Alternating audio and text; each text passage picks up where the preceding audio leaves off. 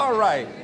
You know, I like to say that because I believe that we are. We have a lot of things going for us that many of us don't realize, and many of us really never use all the things that we have going for us and ever act on the things that we'd like to act on. And consequently, most of us go through life sleepwalking, never really discovering our true potential, never enjoying life to its full extent. And so, therefore, I think that there are some things that we need to begin to do to take charge of our destiny. How many of you like to take charge of your destiny? Raise your hand, please. Very good. All right. So we're going to do that. And you know, one of the things that really stimulated this, I was with a friend of mine. We were riding back after I'd spoken to her company, and they had a major downsizing. Now they call it right-sizing, when companies reduce the workforce for economic reasons. Well, at any rate, when we were on the plane and she said, you know, I'm no longer going to be with the company. And I said, no. I said, why? She said, well, my division has been eliminated. I said, well, you do have another plan, don't you? And she said, no. I said, but didn't they have something of this nature about a year ago? She said, yes. I said, but did you start thinking that maybe perhaps you need to prepare to do that which you really wanted to do? Because this person that I've known for a long time always wanted to be involved in fashion design. So I said, haven't you been doing something on your fashion designing career? She said, no. I said, but what have you been doing? She says, hoping that nothing happened to me. I said, but hoping is not a process. It's not a method. You know, a lot of people go through life like that. Now, that wasn't really what she wanted to do, but I do a training seminar, and one of the things we ask, what would you do if the unthinkable happens to you? What would you do? If you had an accident, or you lost your job, or you were laid off, or you became ill, how would you provide for yourself if the unthinkable happens to you? And it doesn't always happen to the other person. It can happen to me, it can happen to you. But most of us go through life thinking that, well, just maybe it won't happen to me. That we'll just read about somebody else that it will happen to us. Talking to a friend of mine by the name of Maria, who is wheelchair bound, and she said that she had an experience in her life that taught her that she's not immune from life, because she was diagnosed as having muscular dystrophy at age 15, and she figured that was tragic enough. But 2 years ago, because of a malfunctioning wheelchair, she fell out of a van, struck her head, and suffered a closed head injury.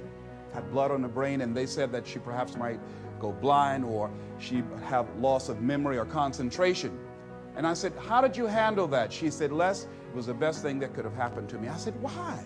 She said, because on that day, I woke up and I realized that life is about today. Living today. That whatever I want to do, I do it right now. She said, I enjoy getting up in the morning, looking out of the window, just looking at the grass. She said, because I could have lost my vision. She said, I'm appreciative of just the little things. Shake somebody's hand on your right and left and say, be thankful for the little things. Isn't that important? That we've got to begin to learn how to become thankful for the little things and live in life right now. So I want you to think about your ideas. All of us have ideas and things that we have not acted on. I want you to just think about them right now. E.L. Simpson said that an idea should be like a pen. You know, that a pen that you sit on and you jump up right away to do something with it. So I don't want you to just think about it. I want, when you leave here, I want you to jump and do something with it, all right? Now, so think about this idea. What does it take to be in charge of your destiny? Well, you got to begin to develop some skills, and you got to ask yourself a question. What do you have going for you? What is it that you have going for you right now that's a real plus for you? What is it that you have going against you? What kind of training do you require? What is it that you need to learn? See, you make money only one of three ways in an economy of this nature. You have to have a skill, like I've developed the skill to become a speaker, or have some specialized knowledge, or have a particular product or service that you can provide for the public. John H. Johnson of Ebony Magazine said something very important. He says, there is no defense against an excellence that meets a pressing public need. So any idea that you have, it must fulfill a need for somebody. Once you think about it. Now here's the next step. Don't worry about the fact that you don't have all the things you need in order to make it happen. Decide that you're going to do something about it. become an active force in your life. See, you've got some talents and abilities right now you have that if you don't challenge yourself to use those talents and abilities, you'll never ever discover the full effect that they can have on achieving all the things that you want to achieve. Most people go through life never using the power they have. You have enormous power to begin to create all the things that you want in your life experience that most people go through life never using. I travel a lot speaking around the country, and I was out of Detroit for around 2 months. I came back to the airport, went in the parking lot, put my key in the ignition, turned the key. Can anybody tell me what happened? Now, can you tell me why the car did not get started? The battery was dead. Why was it dead? I had not been using it. Repeat after me, please. If you don't use it, you lose it. See, ladies and gentlemen, if you don't use your talents, if you don't use this power, this force that you have within you, you're going to lose it. If you have the ability to write, and if you don't write, you're going to lose the ability to write as well as you do right now. If you have the ability to play an instrument, the world's greatest pianist said that if I miss a week of practice, I know it. And if I miss 2 weeks, the critics know it. And if I miss 3 weeks, my audience knows it. If you have the ability to draw well, and if you don't use that talent eventually, you're going to lose it. If I don't speak often, and at one point in my life, I missed speaking for around 6 months. And when I came up before an audience, I was rusty. I could not get my thoughts together. I could not have the power, the kind of confidence that I needed in order to make it happen.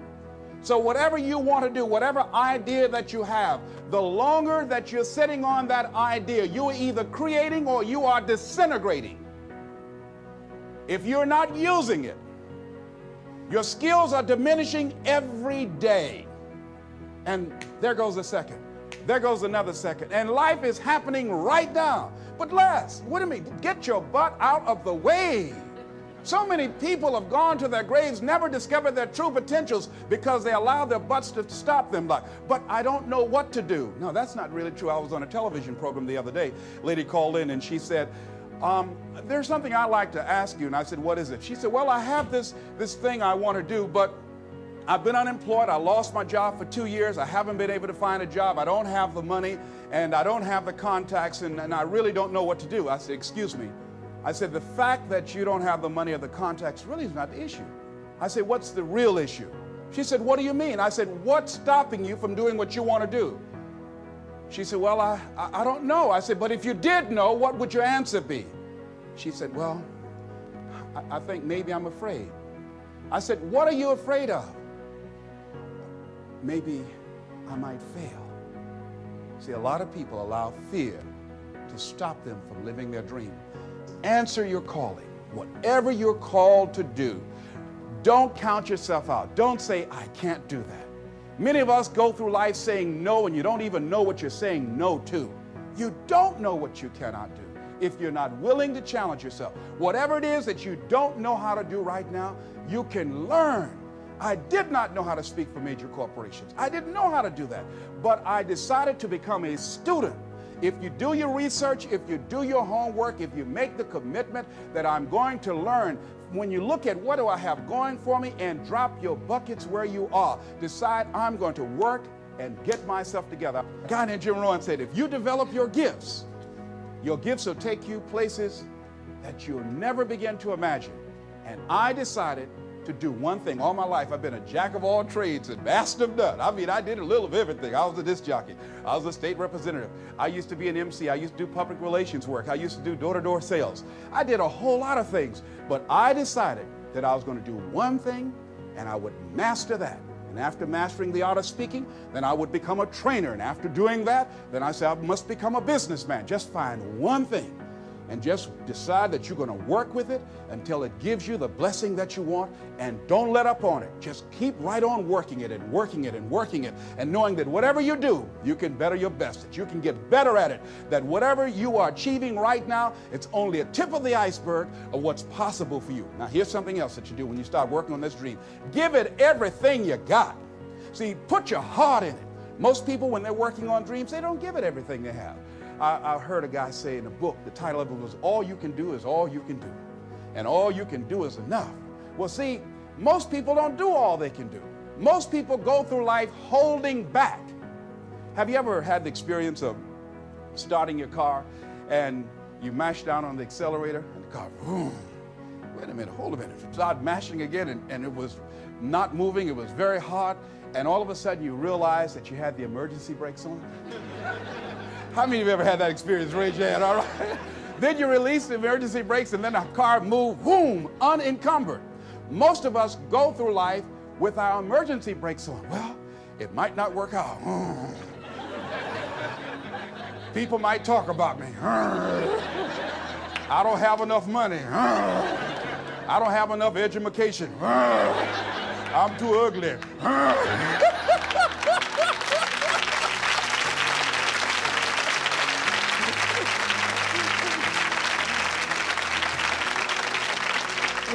Shake somebody's hand on your right and left and say, what you have is enough. See, you know, there are two kinds of people in life. There are winners and whiners, you know. Most people go through life just whining. I didn't have enough money. I didn't have good credit. They didn't like me, you know. No, life is not about that. See, the major key to your taking charge of your destiny is you. I mean, if you have the credit of Ross Perot, that will help. All right? If you got somebody to co-sign for you, that will help. If you happen to be handsome, that will help, you know? If you have people who will support you, that will help. But all of those things are secondary. The major key to your taking charge of your destiny is you. It's you.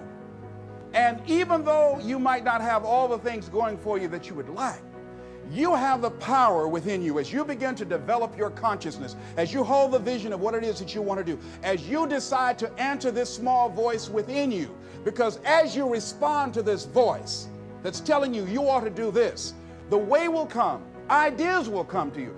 You will begin to attract things you need and things that you don't even know that you need right now. You will develop the skills in the process as you look at yourself, finding out what is it you need to do, what kind of adjustments you need to make, what new strategies that you need to begin to implement to make it happen. But if you don't put yourself out here, if you don't become actively involved in life, if you hold back on yourself and continue to procrastinate, when I saw a speaker who I said, I know if this guy can do this, I know I could do that. That was years after I had made the decision to do it. I was holding back on myself. I kept building up all kind of reasons and excuses to justify why I wasn't acting on my dream. Most people go through life as volunteer victims. They go through life volunteering to be victims, giving excuses on why they're not pursuing their greatness, giving excuses on why they're not doing the things that they want to do, putting it off again and again and again, wasting valuable time. Life is very valuable, ladies and gentlemen. Time is very valuable. And it's very fragile. You've got to decide to do what you can right now and don't delay. Living your life like a sense of urgency. Repeat this, please, and tell somebody on your right and left. Live your life now. Be happy now. This is not a dress rehearsal. Do that, please.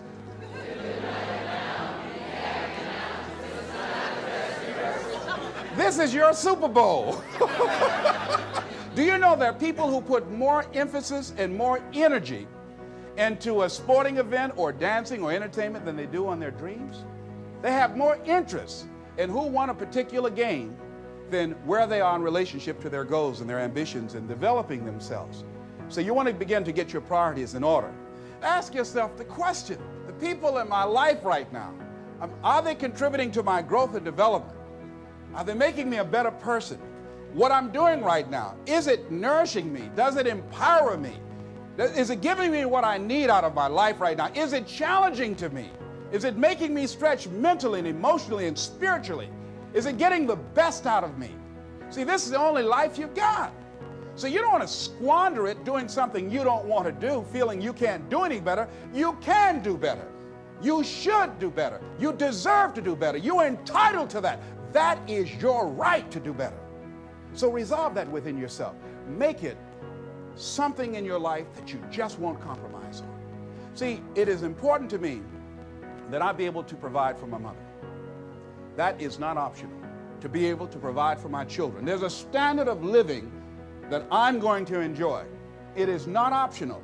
It's not something that I would like to see happen. It's not something that it'll be okay. It's something that I value. And as you begin to look at your life, draw the line and say, hey, what is it that I need that can give me a sense of fulfillment? What is it that I need right now that I would enjoy, that will give my life some music and some power? Decide that, because you deserve that. But if you don't decide that and decide to make that happen, it will never happen for you. It will never happen for you. I did a training years ago, and after this particular seminar, I'll never forget a lady who was 85 years old. She stood up and we asked a question, anybody has anything brave to share? And she said yes. She said, this was a very enriching seminar for me. It really opened my eyes. She said, I'm 85 years old.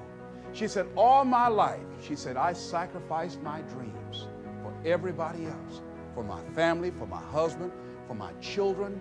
She said, I've really never done anything for me of value, of the things that I really find important.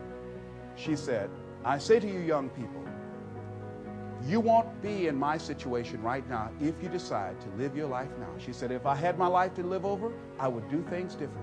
She said, but I don't have it to live over. And when I go home, I got news for my husband.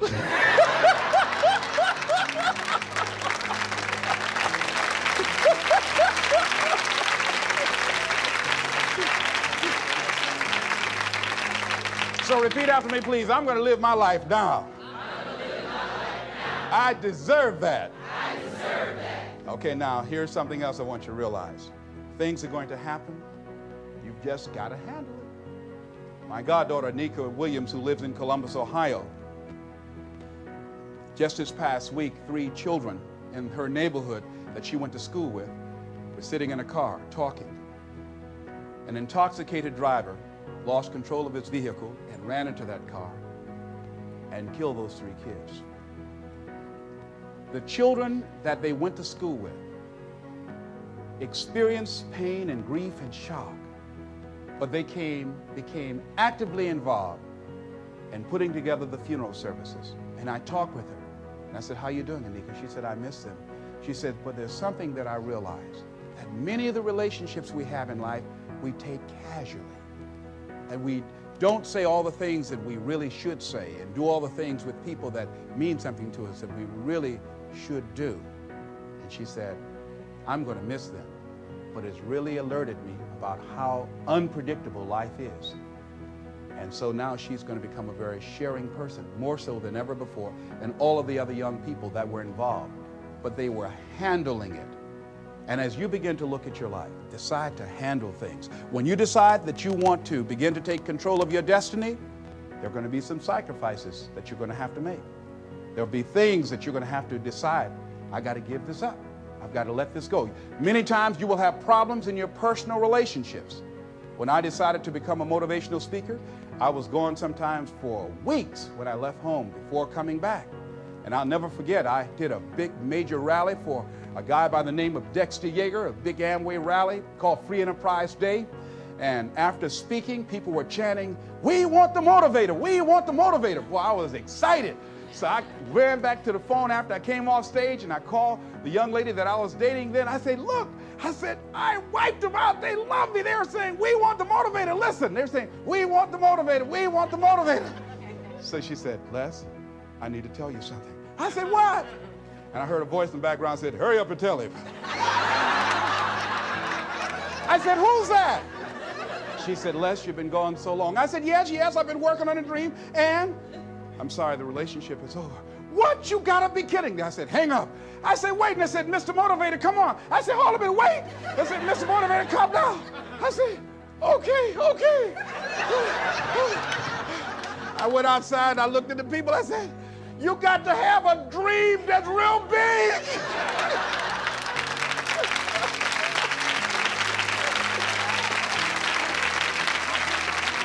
I said, sometimes things will happen to you that will get you on the blind side and bring you to your knees. I went back to the hotel But they had to pull me off stage. I was out there saying, you got to have a larger vision. You got to be hungry. They pulled me off. I said, and you got to stay motivated. They said, come on, motivator. They were turning the lights off. The janitors wanted to go home. I wanted to keep on for me. So they took me to the hotel. I was walking in the room trying to find the Gideon Bible. And Lonely was sitting on the bed saying, how's your positive attitude? How's your larger vision now? I'm telling you, when this happens, think it not strange. You are going to cry. People are going to get mad with you. People are going to start working against you. Your mate is going to get upset with you. Where you going? I'm working on a dream. Uh-huh. I got your dream. You ain't going to know it. People are going to start going crazy on you. Becoming jealous and envious, that's a part of the program. Understand that. See, that's why a lot of people say, no, that's all right. I pass on the dream. That's all right. I just keep on biting my nails, hope nothing don't happen. But it's an experience that opposition, those obstacles that you will encounter, that's how you grow. That's how you become stronger.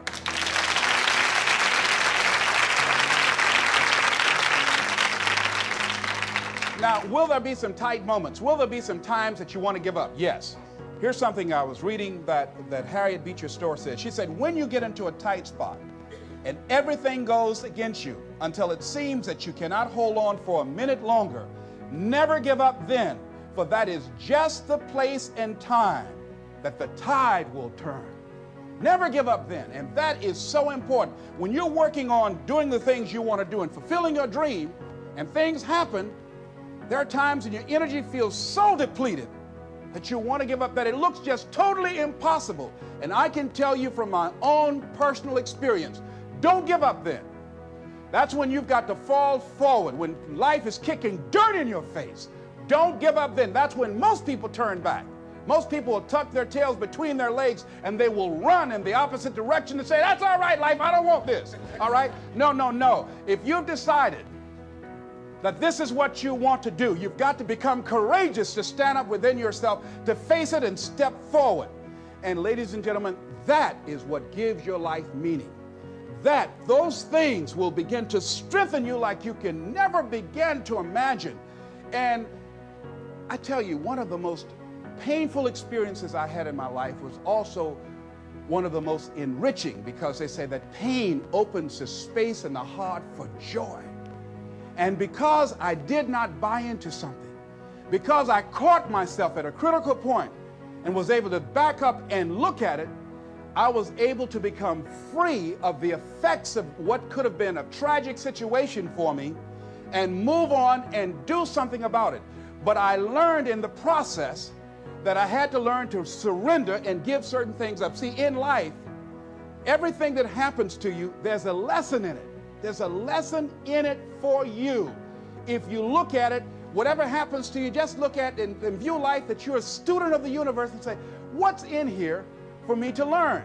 One of the most tragic things that happened to me that could have been a tragedy was when I wanted to buy my mother a home, and I did that. And in my haste, and it was the first major purchase of property that I ever made in my life. And so I was naive. And so when we were sitting there at the closing, the attorney said, have you done a title search? And I said, what's a title search? And she said, well, that's when you check to see whether or not there are any liens against the property before you purchase it, so that you don't inherit any financial obligations of the previous owner. So the guy interrupted and said, look here. He said, the only reason that I'm selling you this house, and I'm doing it at a loss, I can actually make more money. But the only reason that I flew here from Philadelphia to sell you the house specifically is because I admire the fact that you're adopted and you want to buy this home for your mother. And he said, there are no liens on the property. I just want to help you. So I looked at my attorney. I said, I believe you. She said, Les, this is business. I'm not questioning his integrity, but I advise you not to sign the contract now. I looked at him. He said, if you're not going to do it, man, I'll just go ahead on and make the money that I was going to make. I said, okay, no. I want to do it. I said, I'll do it. So she said, okay. She said, this is not the last house in the world. I signed the contract. After being in the house for around 2 months, I received a notice that I had to pay a lien of $25,000 or I had to get out of the house. I called the attorney. I said, look here, sir. I said, my name is Les Brown. I'm the new owner of this property. I said, I bought this home for my mother. I said, she's 80 years old. I said, she has a bad heart, a serious condition. I said, and I just cannot give up this home. And I just exhausted all of my resources to buy the house. It's all I have. I said, can we work out some kind of monthly payments? I don't know how much I can get, but if you can work with me, I guarantee I'll give you my word. I want to keep this home. I'll pay you back. He said, we want the money in 6 weeks or you have to get out of the house. It's going to go on the auction block. I said, oh. I said, but I borrowed everywhere I could just to get the $12,000 to put down on it. He said, mister, that's not my problem. You should have had a title search done. So I went back home and I worried for weeks. I lost around 23 pounds. I would go home to catch the mail so my mother wouldn't get it. They put a listing in the newspaper. People were driving around, wanted to come in the house to look at it. So I put a sign out front saying that the newspaper article was an error, saying that the house was up for sale. And finally, when they were coming for the day they were going to auction it on the courthouse steps, I knew the moment the truth had come, I had to tell my mother.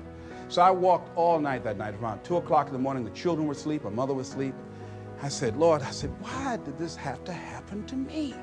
I said, I'm trying to do the right thing. I want to provide for Mom. I'm not out stealing and robbing. I want to provide for my children. I said, why did this have to happen to me? I was personalizing, not feeling like a victim. And so finally, I had to go in there and I had to tell my mama. So I kneeled by the bed. I said, Mama, I got something to tell you. She said, what? I said, we've got to move out the house. She said, why? I said, well, because of the fact that I made a mistake and I signed a contract when I should have had a title search done, and I can't pay the $25,000 outstanding lien against it. She said, good, I don't like this house anyway.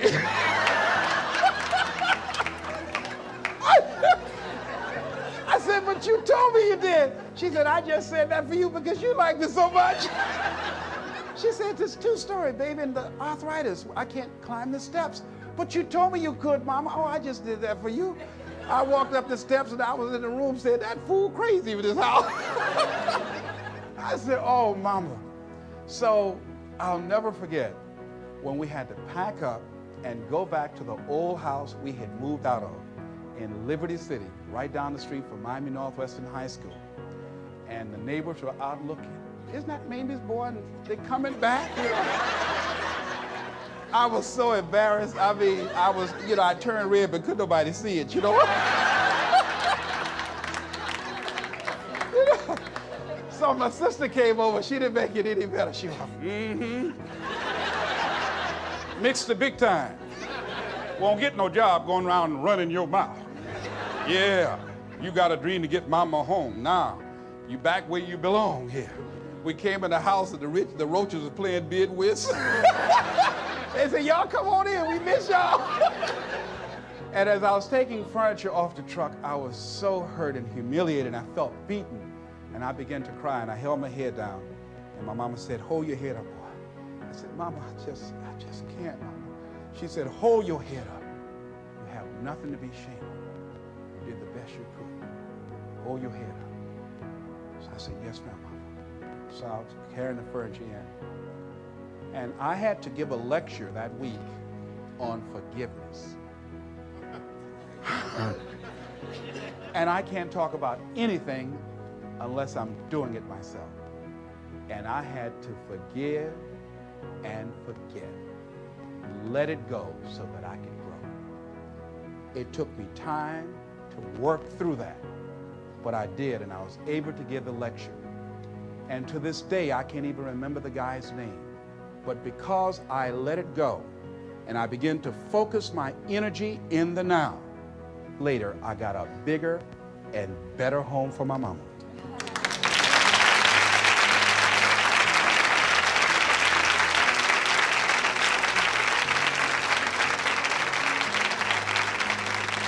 Here's what I learned from that. That was not the last home in the world.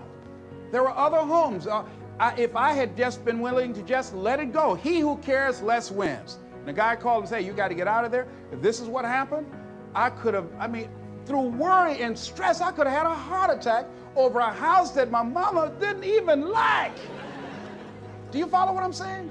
So I now realize, hey, it's only things. And it's okay, they are replaceable. I lost everything except my spirit, and except the love of my mother and her respect and the respect of my children. Sure, people talked about me. Did they laugh? Yes. Did I feel humiliated? For a while, yes, I did. Embarrassed? Yes. And that's a part of it, but I didn't stay there. See, sometimes you can wallow in it. You know, don't want to get somebody pull you out feeling good. Oh, I want to go back again. You know? Don't wallow in self-pity. And there are people who will help you. You call them up and they'll give you a pity party, all right? No.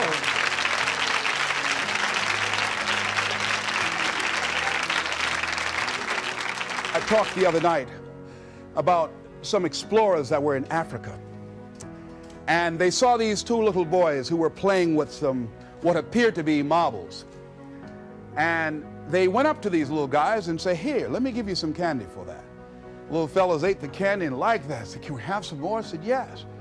But would you give me what you were playing with? And they said, yes. And they gave these shiny little rocks, so to speak, to the explorers. And the explorers, taking them back and examining them, discovered they were large-size, uncut diamonds. They had a fortune. The little boys had a fortune in their hands, but they didn't know. They did not know.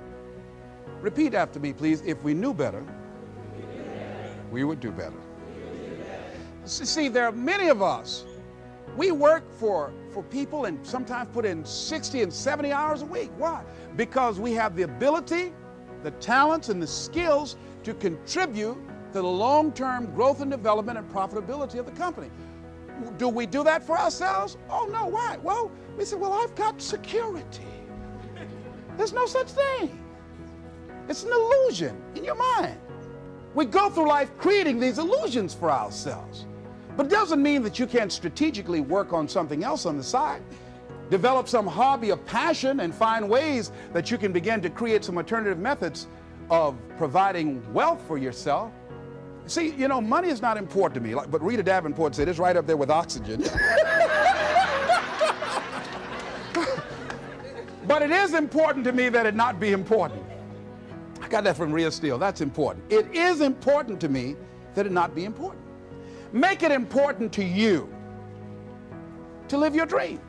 See, how many of you fly airplanes? You've been in an airplane? Raise your hand right. How many of you ever lost your luggage? Raise your hand, please. Raise your hand. All right, very good. Now, how many of you, if you knew your chances of getting to your next destination were as good as your luggage, would you still get on an airplane? No hands went up. You know why? You know why you can get on the airplane where your luggage is supposed to go and you show up and your luggage does not show up? Because the airline has made human cargo getting to the destination important, more important than the luggage. Aren't you glad? She said, yeah, I ain't gonna fuss no more. So as you begin to look at life, as you begin to look at the things you want to do, decide that you're going to become the active force in your life. Decide that you're not going to go through life feeling like a victim. Decide that when things become challenging, and they are, that you're not going to personalize it, that you're going to look at it and you do whatever you must do in order to work things out and learn from it. Learn from it. That's the key. I like what Charles Udall said. He says, in life, you will always be faced with a series of God-ordained opportunities, brilliantly disguised as problems and challenges. If you've lost your job, don't say that I've been laid off. Just say, I've been given an opportunity by the universe to find my life work.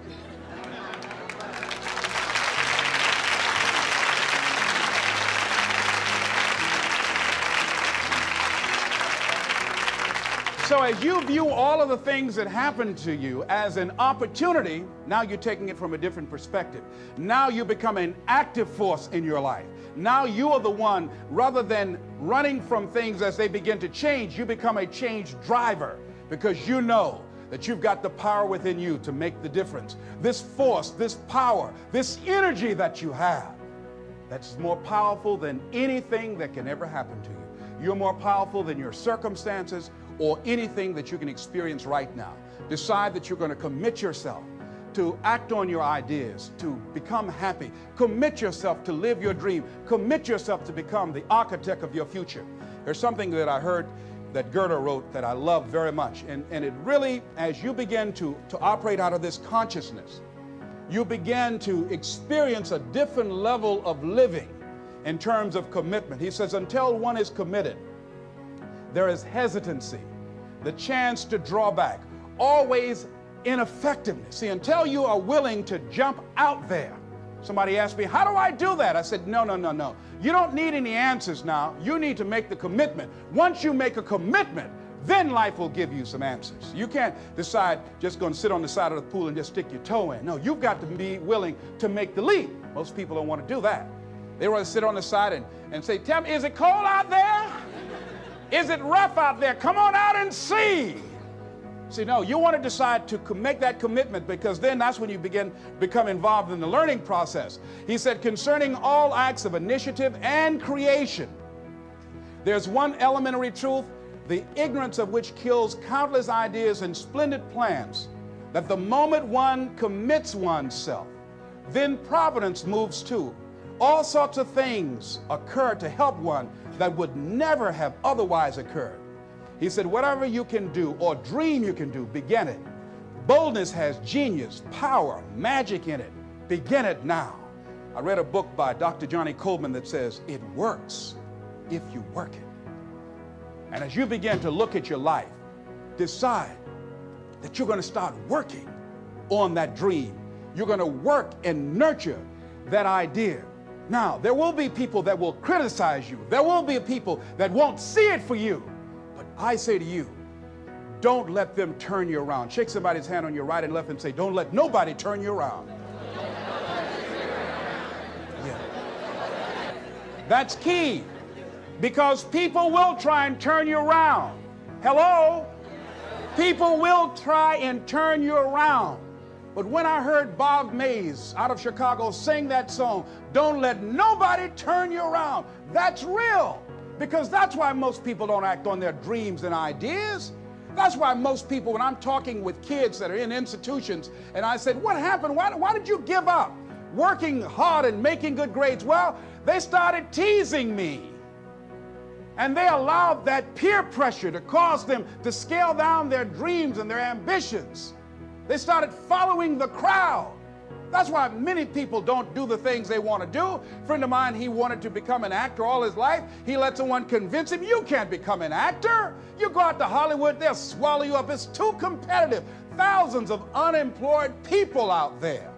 But then another friend of mine, Sheila Hall, and she decided at age 42, I'm going to live my dream. My son graduated from high school. She decided to make the plunge, to go to Hollywood. Quiet person, never had any experience in the area, and because she decided to make the commitment, she is now working on a one-woman show, and she's been getting support from everywhere because she was willing to make the commitment.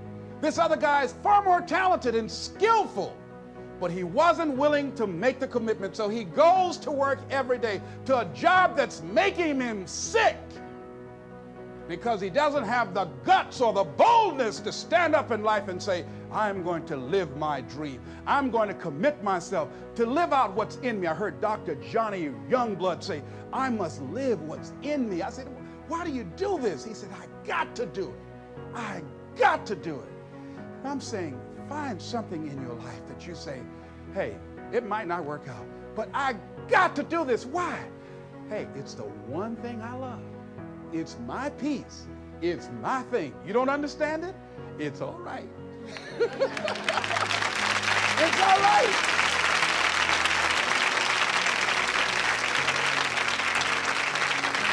You don't need anybody to understand it. You don't need anybody to approve you. You don't need anybody to say, go ahead on and do it. If you get that, that's fantastic. If you get that encouragement, that's great. But I say stand up within yourself boldly and say, this is my life. I'm controlling my destiny. You will also have there a 2-hour coaching about powerful speaking. Yes.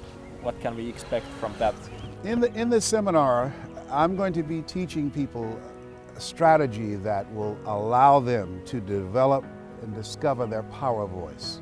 There are 3 things that I do as a speaker that no one else does, and the people that I've taught have used it, and they've gone on to build multi-million-dollar businesses, to advance causes that they believe in their communities. They've been able to make a greater impact nationally and globally. And what I'm going to teach people that's very different than what's being taught around the planet. One of the most important and largest organizations that's been teaching people how to communicate is the Dale Carnegie course. And one of the principles they teach is tell them what you're going to tell them, talking about the audience, tell them and then tell them what you told them. Well, my training, and that's a very great course, and I admire them and the work that they do. My training goes just the opposite. And when I train speakers and the people that come into the seminar, I'm going to teach you how to conduct communications intelligence. I will teach you the value of never let what you want to say get in the way of what the audience needs to hear. And that in all thy getting, get understanding. Find out who they are and then craft a message using stories, statistics, and experiences, special moments that will transform the audience. Because when we speak, the strategy that I will teach you how to implement is distract, dispute, and inspire. How to speak in a commanding way that will distract people from the story they currently believe about themselves. Through the strategic delivery of your message, cause them to back away from the possibility blindness that's keeping them stuck, and then inspire them to begin to take on new challenges in their lives, to get out of their comfort zone, because in order to do something you've never done, you've got to become someone you've never been. Distract, dispute, and inspire.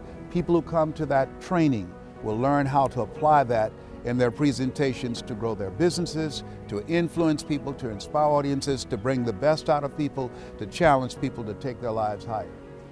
About your goals, I bet you have achieved many goals in your life. Yes. What is your next goal in life? Well, my goal is to train globally 10,000 voices. These are messengers that will provide a global impact, locally and internationally. 10,000 voices of hope. When people have hope in the future, that gives you power in the present. That's number 1.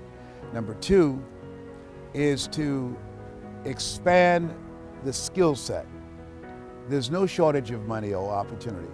There's a shortage of capacity. And so expand the skill set of people so that they can begin to use all their abilities and their capacity to be able to make a greater impact with their lives and to galvanize and create communities of greatness. I believe that we all have greatness within us, and that as we learn the methods and techniques of being in a perpetual state of discomfort, all of us will be able to discover things about ourselves that we don't know right now, and to live from a place of greatness and taking greater responsibility for what we want out of life.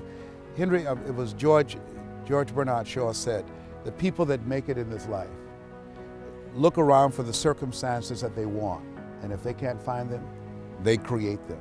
That's living a life of contribution. It's being responsible and living from a place of greatness. Thank you, Les Brown. Thank you for this interview. And as you say, it has been a plum-pleasing pleasure as well as a privilege. Yes, thank you. Thank you very much. I appreciate you, and I appreciate the difference that you're making with your life. And because you were born, the world will never be the same again. Thank you. Thanks. Now here's one second to the last thing. Let us say together, you gotta be hungry. Hold it. Mr. Washington, Mr. Brown, what do you want to do? Well, sir, I'd like to be a disc jockey.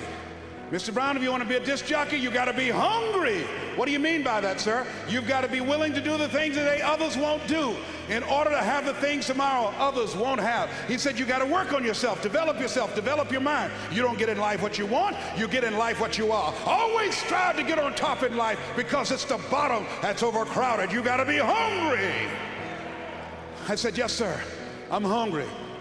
I want to be a disc jockey, sir. He said, is that right? I said, yes, sir. He said, start listening to Paul Harvey. Start listening to people who are effective communicators.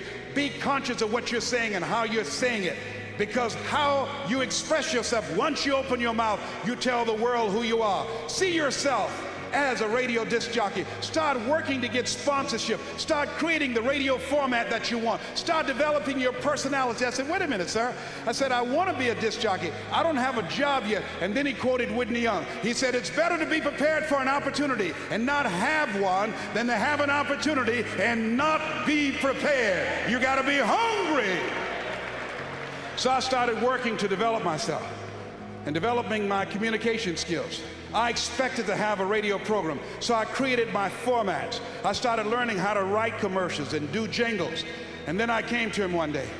I said, okay, Mr. Washington. He said, okay, Mr. Brown, remember, you've got to be hungry. You don't have a college degree.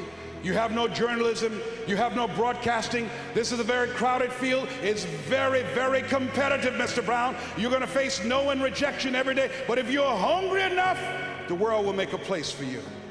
So I went to apply for a job on Miami Beach to Milton Butterball Smith, the program director. Hello, Mr. Butterball. How are you, sir? My name is Les Brown, sir. I like to be a disc jockey. You have any journalism in your background? No, sir. You have any kind of broadcasting experience? No, sir, but I've been training myself, sir. Let me audition for you. Let me show you how good I am. He said, I'm sorry, we don't have any job for you. I was discouraged. I went back and I told Mr. Washington. I said, Mr. Washington, they said no. He said, don't take it personally. Most people are so negative, they have to say no 7 times before they say yes. He said, you got to be hungry. Go back again. I said, yes, sir. Hello, Mr. Butterball. How are you, sir? My name is Les Brown, sir. I like to be a disc jockey. Weren't you here yesterday? Yes, sir. Didn't I tell you no yesterday? Yes, sir. Then why are you back today? Well, sir, I didn't know whether or not somebody was laid off or somebody was fired, sir. No one was laid off. No one was fired. I came back the next day. Hello, Mr. Butterball. How are you, sir? My name is Les Brown, sir. I like to be a disc jockey. I know what your name is. Weren't you here the last 3 days? Yes, sir. Didn't I tell you no the last 3 days? Yes, sir. Then why are you back today? Well, sir, I didn't know whether or not someone got sick or someone died, sir.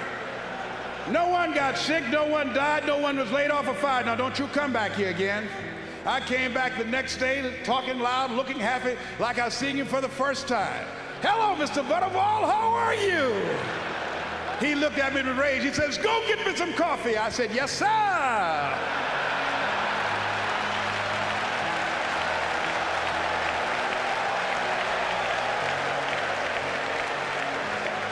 Sometimes you have to stoop before you conquer. You got to sacrifice before you reign. So I became the errand boy for the disc jockeys. I'll go get their lunch and their dinner, and I'd stand in the control room, and I would not leave until they would ask me to. Then pretty soon, they trusted me to pick up entertainers that came to town. Entertainers like Diana Ross and the Supremes and the Four Tops and Gladys Knight. I used to drive them all over Miami Beach in the disc jockeys' big long Cadillacs. I didn't have any driver's license, but I was driving like I had some.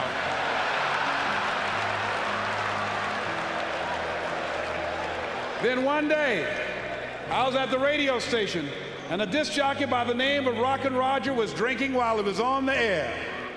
He was slurring his words. It was obvious he was so inebriated he couldn't complete his show. And there I was looking at him through the control room window, walking back and forth, young, ready, and hungry. I was saying, drink, rock, drink. Drink, rock. I'd have gone to get him some more if he'd asked me to. Then pretty soon the phone rang. It was the general manager, and I answered the phone. I said, hello? He said, young boy, this is Mr. Klein. I said, I know. He said, Rock can't finish his program. I said, I know. He said, would you call one of the other DJs in? I said, yes, sir. I hung the phone up. I said, now he must think I'm crazy. I called my mama and my girlfriend Cassandra. I said, y'all come out on the front porch and turn up the radio. I'm about to come on there.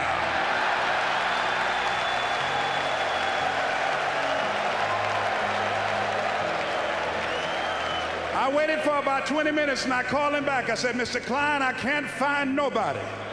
He said, young boy, do you know how to work the controls? I said, yes, sir. He said, go in there and segue the records and don't say nothing here. I said, yes, sir. I couldn't wait to get behind that turntable. I put on a fast record. I said, look out, this is me, LB, Triple P, Les Brown, your platter playing papa. There were none before me and there will be none after me. Therefore, that makes me the one and only. Young and single and love Domingo, certified, bona fide, indubitably qualified to bring you satisfaction and a whole lot of action. Look out, baby, I'm your love man. I was hungry. I was hungry.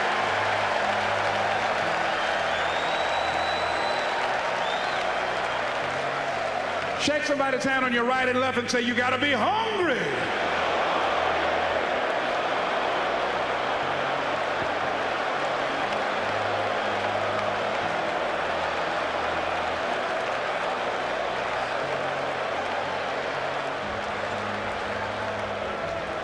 There are people who come to this country who can't speak the language and they hit the ground running because they're hungry.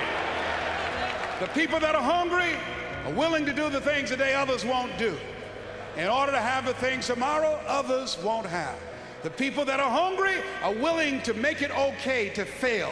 They're risk takers. The people that are hungry are willing to reinvent themselves, to develop themselves. They know you don't get in life what you want, you get in life what you are. The people that are hungry have goals and practical steps that they engage in day and day out.